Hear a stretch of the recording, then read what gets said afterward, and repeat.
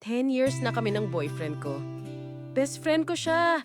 Green flag talaga. Open lahat ng accounts. Alam ko passwords niya.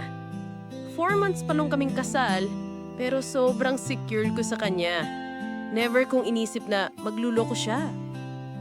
Pero isang gabi, gusto ko lang sana mag-check ng old photos sa phone niya. Tapos biglang lumabas yung isa niyang IG account na hindi ko alam. Akala ko stock account lang. Turns out, dump account pala. Doon ko nakita lahat. Sweet messages niya sa mga lalaki. May kachat siyang gay guy, SPG. Tapos may plano pa silang mag-meet pag wala ako.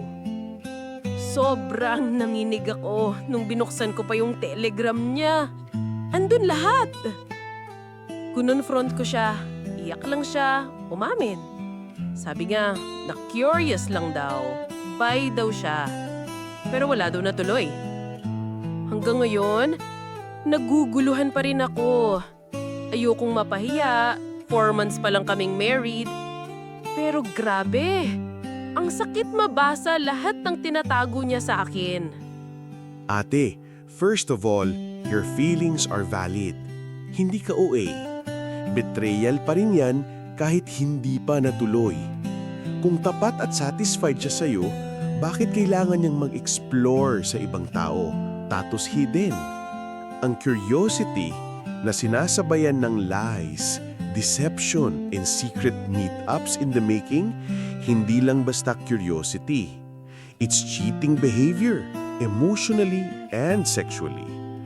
Reflect mo ito. Hindi ikaw ang nagulang kahit super wife material ka pa, kung may personal struggle siya sa sexuality at commitment, decision niya yun.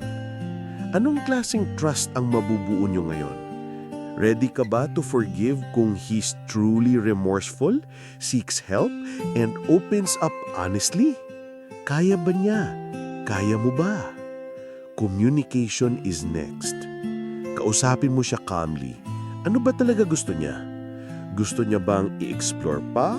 Or is he willing to commit, heal, and set clear boundaries?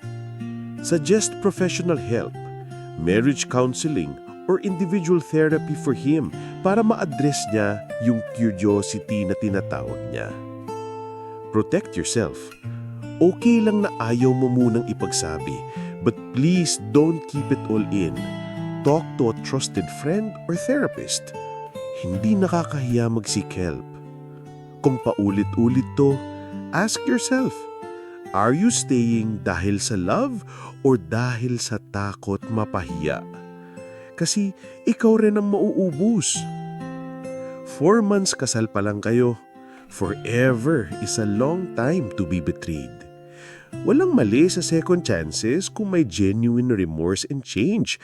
Pero hindi ka rin naman masama kung pipiliin mo ang peace mo kaysa magtiisa, baka magbago siya. Infidelity is not your fault. Kung hindi niya kayang panundigan ng vows, huwag mo nang buhatin mag-isa.